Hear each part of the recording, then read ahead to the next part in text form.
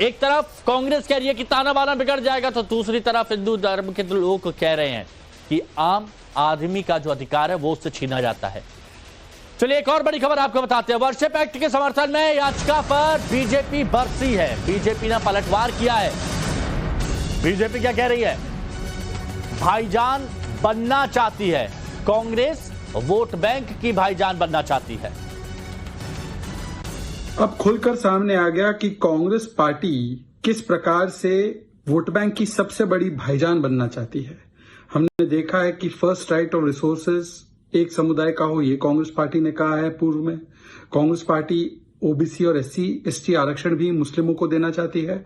अब कैसे भेदभाव करती है? संविधान करने वाली Congress party places of worship act के डिफेंस में उतर आई है। इंटरवेंशन फाइल करती है और कहती है कि अगर ये एक्ट हटाया जाता है तो ये बहुत बड़ा एक धक्का होगा सेकुलरिज्म के खिलाफ और कम्युनलिज्म इससे फैल जाएगा, कम्युनल हार्मनी इससे डिस्टर्ब होगी। कोई भी व्यक्ति प्लेसेस ऑफ वर्शिप के डिटर्मिनेशन ऑफ कैरेक्टर के लिए, चेंज ऑफ कैरेक्टर के लिए नहीं, केवल डिटर्मिन करने के लिए कोर्ट जाए, सर्वे कोर्ट से हो, तो वो सांप्रदायिक है। मतलब हिंदू कम्युनिटी को यह भी अधिकार नहीं कि वो कोर्ट चले जाए अपने धार्मिक अधिकारों के लिए, और दूसरी ओर एक वोट बैंक को तो संपूर्ण अधिकार है कि कोई प्रॉपर्टी जो चाहे वो क्लेम कर ले।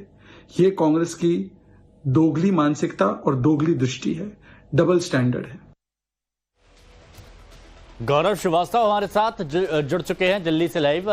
गौरव, एक तरफ कहा जा रहा है कि आम इंसान का जो अधिकार होता है वो इस एक्ट से छीना जा रहा है, लेकिन Congress, all India Muslim personal law board और भी कई लोगों का ये मानना है कि इससे ताना बाना बिगड़ जाएगा, ये जैसा है वैसा ही रहे। कांग्रेस की तरफ से जो याचिका लगाई गई है, इसमें किन बातों को लिखित किया गया है?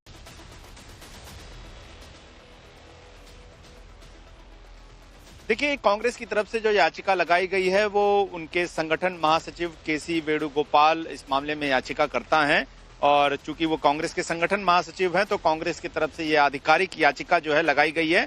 और जो मुकदमे चल रहे हैं उस मामले में पक्षकार बनाने की मांग जो है कांग्रेस की तरफ से की गई है। कांग्रेस ने कहा है कि जो बेसिक स्ट्रक्चर है भारतीय संविधान का वो सेक्युलरिज्म की बात करता है, ये भारत की प्रस्तावना में भी जुड़ा हुआ है।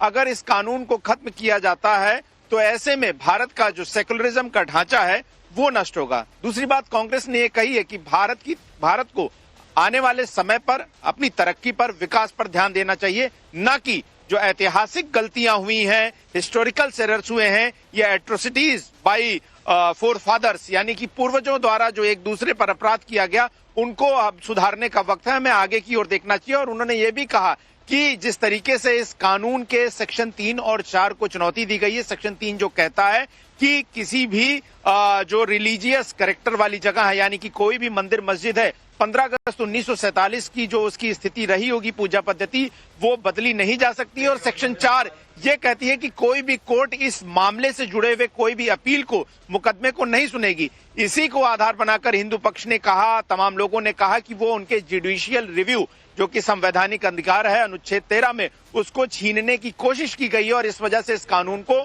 खत्म किया जाए। लेकिन कांग्रेस का कहना है कि इससे सामाजिक ताने बाने में गिरावट आएगी, देश की अखंडता और संप्रभुता भी खतरे में आएगी, क्योंकि इस तरह के मामलों की बाढ़ आएगी। और उनका कहना है कि 1991 में जब वो चुनाव में उतरे थे तो उससे पहले ही उन्होंने अपने घोषणा पत्र में कह दिया था कि आने वाले समय में वो सामाजिक समरसता को बनाए रखने के लिए प्लेसेज ऑफ वर्शिप एक्ट लेकर आएंगे, और इसकी परिकल्पना या इसके बारे में काफी पहले सोच लिया गया था। तो कांग्रेस का कहना है ये जितने भी याचिकाएं जो कि ये मांग करती है कि प्लेसेज ऑफ वर्शिप एक्ट को खत्म कर दिया जाए, दरअसल ये एक सोची समझी और दुर्भावना से षड्यंत्रकारी सोच है जो भारत की एकता समझाया है। दोनों पक्षों की तरफ से क्या दलीलें दी गई हैं गौरव, ये आपने बताया, लेकिन हम लोग ये जानना चाहते हैं कि 17 फरवरी को जब सुनवाई होगी तो कोर्ट का इस मामले पर क्या मानना होगा।